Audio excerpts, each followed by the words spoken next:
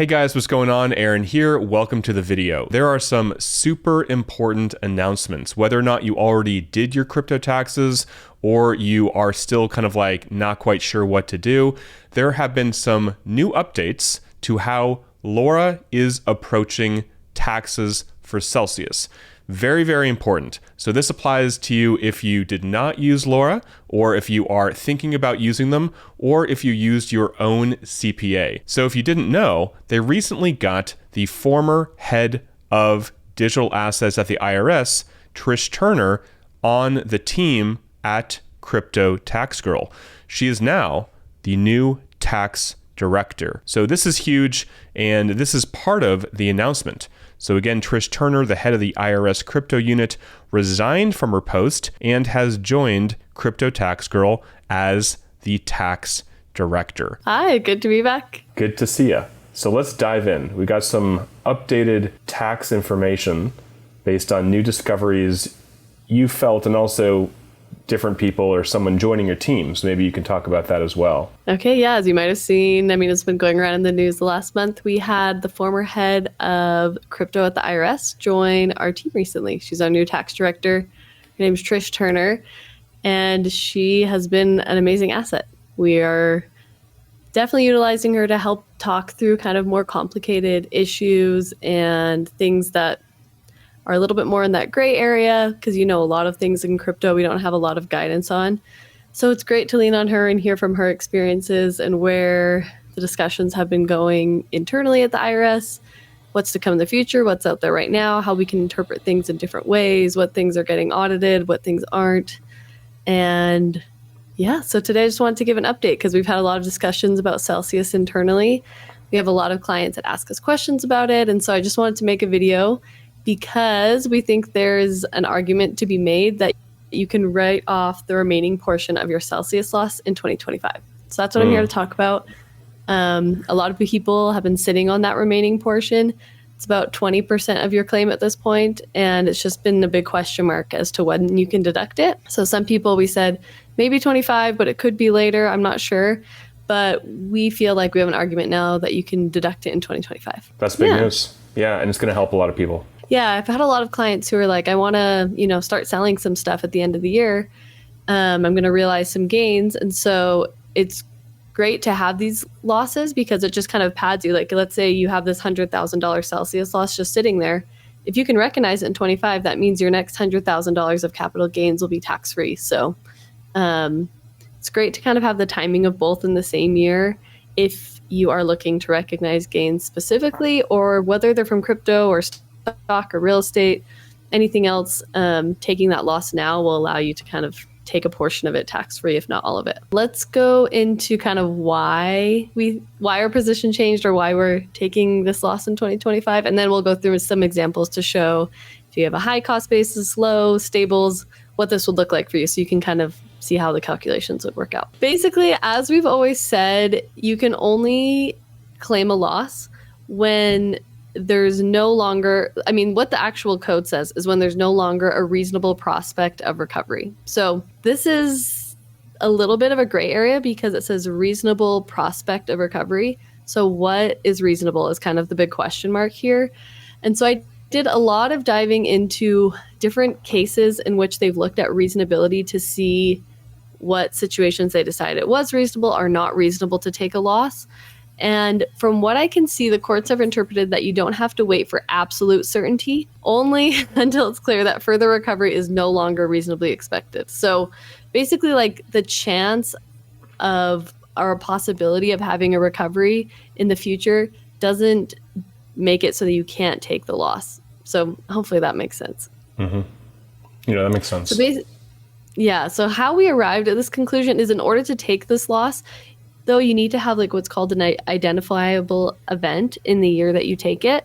So how we arrived at 2025 versus 24 or 26, any of these other years, is that in the most recent distribution that everyone received back in August, everyone has now received 79.8% of their claims, so almost 80% there. Obviously, this kind of, I'm sure for a lot of people, feels small relative to what you lost, But as a reminder, the claim is based on your petition price, which those prices were obviously really low. Like Bitcoin was less than 20,000, ETH was like 1,000. And so because it's based on those petition prices, what they've given you back technically is about 80% of your claim.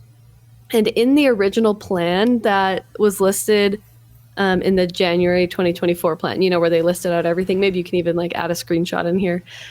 The wind down illiquid asset recovery portion was that 6.2%. And at this point, everyone has received that portion. So everyone, of course, received the Bitcoin, the stock, the ETH in that first distribution. We've received small distributions of Bitcoin since. And now with those two distributions of Bitcoin, if you add them together, they've now received the full amount that was listed in the plan that was like promised to you. That wind down illiquid asset recovery, they said would come from people that didn't claim their distributions, and then it went back into the pool. And then the most recent distribution also included part of Machinsky's claim that was supposed to go to him, but they're like, no, we're going to give it to the creditors instead. So at this point, everyone has received what was promised for them, and everything that's left is called litigation proceeds. So that's like the remaining 20%. And this is not and never has been guaranteed. They keep giving some slight updates through their quarterly reports, which I think you just covered, and some other people have probably read. But these quarterly reports and other things talk about the ongoing litigations. Obviously, there's the Tether case and other, famous litigations or more popular litigations that are happening right now. But I mean, as we know, these take a long time in court. And at this point, it's been 37 months since you lost your crypto. We did just get a distribution, which is great, but anything in the future is kind of unknown. It's a big question mark. And so we think, based on the above, that you're able to take this loss. And given that that last portion is litigation proceeds, we also looked at a case that specifically had a very similar fact pattern. And the court emphasized that even if they have a litigation ongoing, so similar in this case, the taxpayer doesn't need to wait to claim the loss if there's no reasonable expectation of meaningful recovery. So again, what is meaningful? What is the reasonableness? These are kind of a little bit gray area. So this might be a slightly aggressive position, but we do feel like we have enough to back it up because, again, even if you do get some sort of recovery, it's going to be based on the petition prices, not the current prices. So, I mean, most people, those last two Bitcoin distributions they got were like a couple hundred or a couple thousand. It was nothing as significant, as that first distribution. So because of all that, again, we just think that you're able to take your loss in 2025 and we feel pretty good about it. We actually had a client who was even more aggressive than this, and they decided to file their own return last year. We did the calculations, but they filed their own return and took the entire loss in 24. So that was 1 year earlier than what we're taking it now. And they were actually audited on their position, but we fought it and gave some, reasons why. And the IRS actually decided in his favor, and he got the full loss even last year in 24. So that was also helpful to see that, though we can't rely on that case as a precedent for other cases, this isn't in tax laws. It didn't go to formal court or anything like that. It was just a one-off audit. We now have like a case built up for future audits that we can refer to. So that was also kind of part of our decision in talking about this more broadly. So that's kind of the update on Celsius. I guess the one other thing I'll add is, sorry, I've been just like rambling on, but the one thing you need to know, I guess there's a couple things you need to know. One, though, you need to note for sure is that there's something called a tax benefit rule. So if you take the entire loss in 25, so zero everything out, if you end up receiving anything, so let's say you receive it next year, let's say you receive it 10 years from now, you have to include it as income on your tax return. So let's say you receive some Bitcoin and it's worth $1,000, you have to include $1,000 of income at that point because you wrote off everything. So because of that, there are some things, like though this sounds great, like write off all the loss, there's a few fact patterns and cases where you might not want to take this loss. So if you have like a really low cost basis, for example, like let's say your Bitcoin cost basis is like $1,000 or $100 or something really low, like basically anything less than the petition price. If you end up receiving Bitcoin back, and let's say you were holding Bitcoin in your original claim, we normally would just treat that as a non-taxable withdrawal. So if you're holding Bitcoin, you get Bitcoin back, we just keep your original cost basis and holding period and you withdraw it, not taxable. But if you, let's say it was $100 and you had one Bitcoin, if you wrote off the $100, took the $100 loss, okay, that's $100 more of a deduction than you had before. But if you end up getting back, zero point 0.1 Bitcoin, and let's say at that point it's worth $10,000 or something like that, you would have to recognize $10,000 as income. So you kind of have to factor in, do I want to take $100 loss now to potentially have to recognize, $10,000 of income later, or whatever amount of income?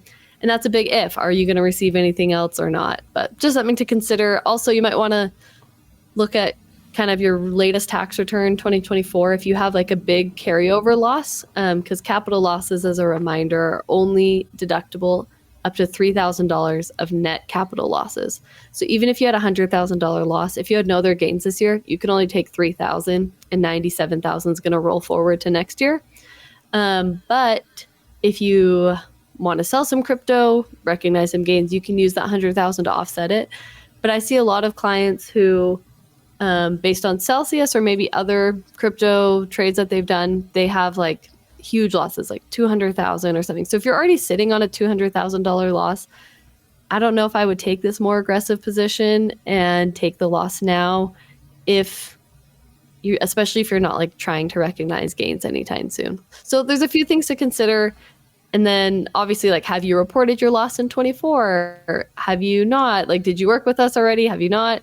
All of that is something you want to consider. You might want to amend your 24 return, take the gain or loss that year, and then do the 25 loss. So basically, if you want to work with us in 2 years, we'll have this all wrapped up. Where before it's like, okay, am I going to be working with Laura for 2 years, 3 years, 5 years?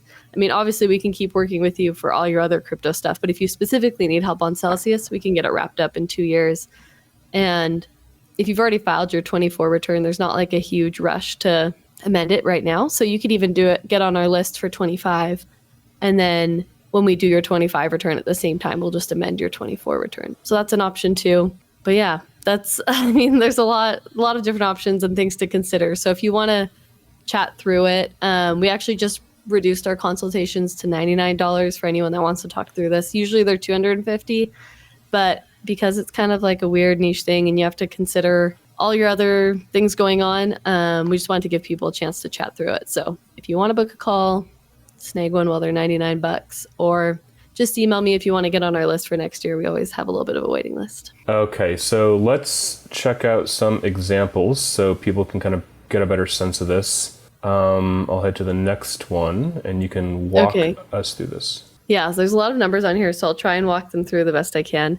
So this is someone who has a high cost basis and they have an earned claim. I just did earned claim ones because they're easier. Obviously, if you have a lend claim, let us know. We can help you calculate that too, but these ones are a little easier. So for the earned claim, this person has 6 Bitcoin, 20 ETH, and 100 SOL.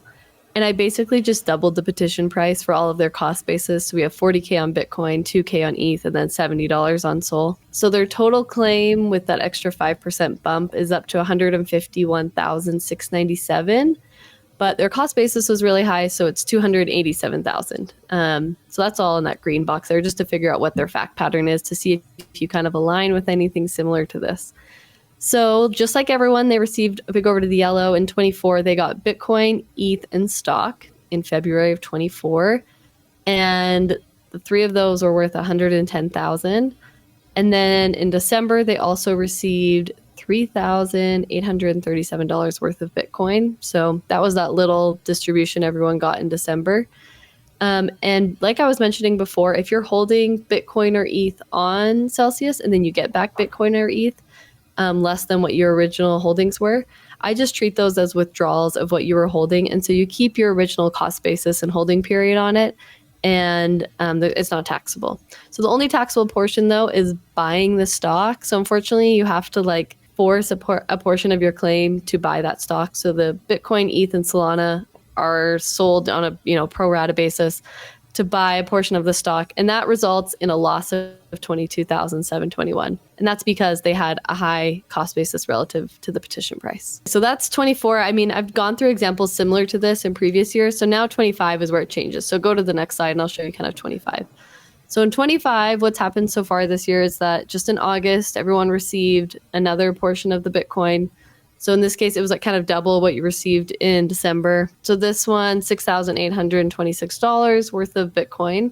And again, because they were holding Bitcoin and they still had some left in their claim, it's just treated as a withdrawal, not taxable.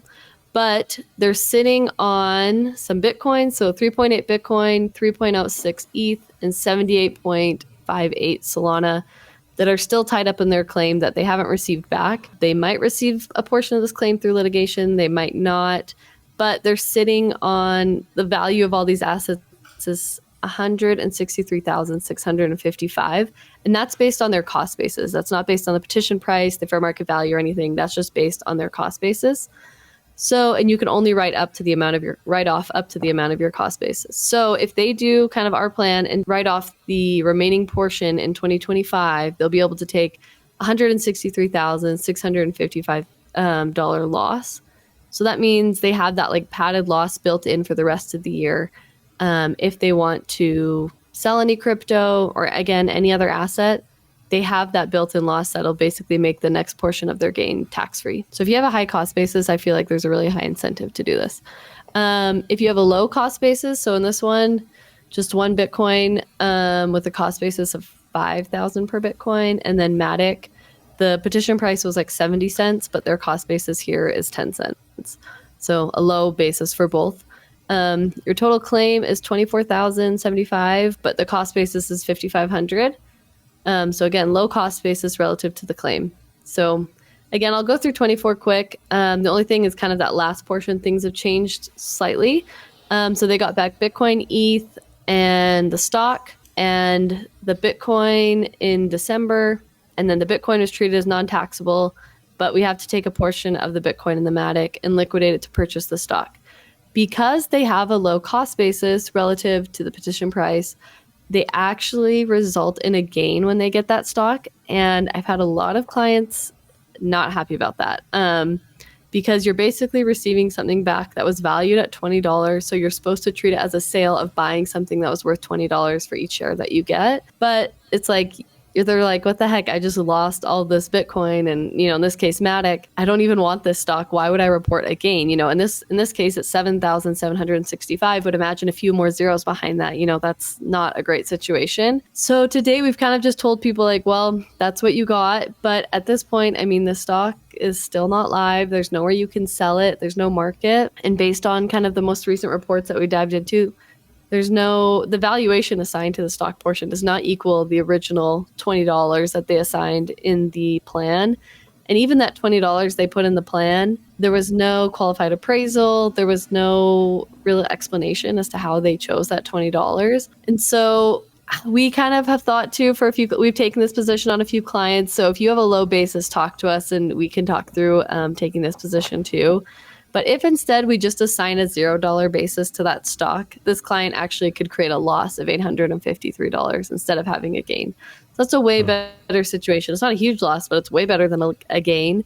So if you have really low basis, talk to me and we might be able to do it the other way and take a loss. That would just mean when you eventually sell the stock, let's say you sell it for $10 later on per share, you'll have to recognize the full $10 as a gain. Where if you have the $20 cost basis, you'd be able to take a $10 loss. But I don't think people have a lot of faith in the stock. So I don't know. I think people will be fine doing the $0 basis. Most of our clients have been that we've brought this up to. So that's just the weird thing that changed here I wanted to point out. That makes sense. All right, I'll head to the next slide. Yeah, so 25. So in this case, they get the Bitcoin. This is treated as non-taxable. And then they have a bit of Bitcoin, a bit of Matic still left in their claim. But because they have a really low basis, the cost basis of everything they have left is only $1,886. So if they do this plan of writing off the remaining portion in 25, then they'll be able to take that $1,800 loss. But it's not a huge loss, right? It's just $1,800, relative to maybe everything else they're holding. So let's just say today, I just kind of put this at the bottom, that last bullet point. Let's say today they ended up getting back the full Bitcoin and the full Matic they were holding. I don't think that would actually happen, but maybe they did. If that's the case, they would actually have to report $43,193 of income just based on today's prices. So this is just a random example, but in this case, they would have to kind of weigh the two. Like, am I going to get back more like, am I going to have to recognize $43,000 of income? Maybe I won't take this loss. But, you know, if they are like, I'm never going to get anything back, like, I do not trust these litigation proceeds and whatever, if I get something later, I'll just report it as income, then whatever, go ahead and take the loss. But just something to consider, especially if there's more zeros behind it. If you are feeling more like, I'm feeling like we might get something from this tether case. Okay, well, then maybe wait on the loss because there's not a huge benefit to doing now. And you could probably also always do it in 26, 27, 28, whenever you want, if you change your mind later. I'll do one more example. Hopefully you guys are still with me. This is someone with stable coins, because I know a lot of people have stables, and this one's like the easiest example, actually. So let's say you have 100,000 USDC. Your claim is 105,000 and your cost basis is 100. So the extra 5,000 is just because the 5% jump that you get in your claim. So in this case, they received their Bitcoin, the ETH, the stock, the extra Bitcoin in December, but because it's a stable coin, there is no gain or loss. So if you only hold stables, you actually have nothing to like report in 2024 due to this. I mean, you could like report the gain or loss, but it's not gonna, or you can report the sale and the liquidation of part of your USDC, but the cost basis and the proceeds are going to equal the same. So there's no gain or loss there. So 24 is easy.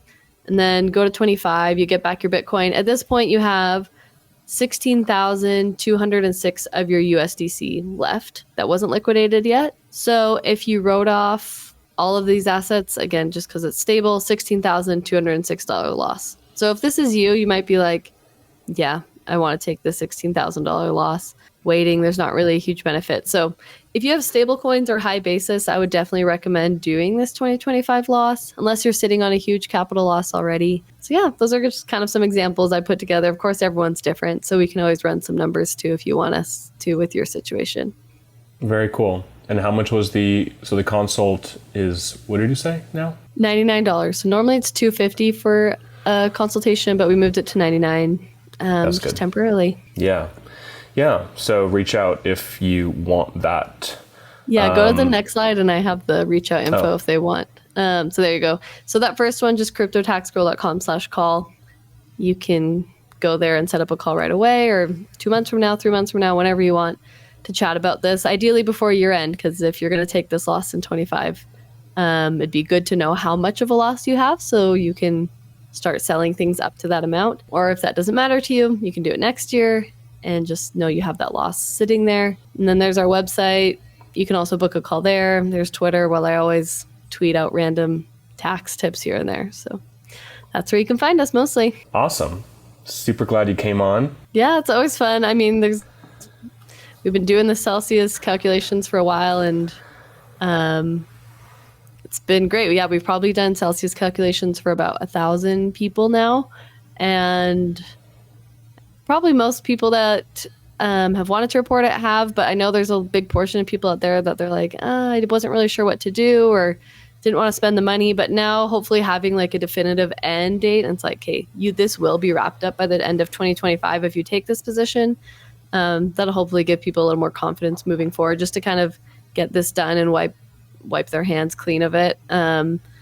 Especially with next year, there's going to be a lot more compliance push. I mean, the 1099 DA is coming out, and just, I don't know, the IRS is doing so much to try and, I mean, there's been all those letters, the 6173, 6174s, and then, yeah, with all this compliance stuff coming up for exchanges, for individuals, I just feel like getting in compliance is in your best interest right now. Not to scare anyone, just to help avoid letters, audits, notices, all those things that are going to be more automated and start sending out to people this next year, I think. Yeah, the one benefit is compliance. The second benefit is a big loss. So you could end up with a refund. You get tax-free gains, basically, if you have the loss to pad it. So there's tons of benefits. I mean, everyone has different reasons. You have to weigh the cost and everything too. But for most people, it's been definitely beneficial for them to do it.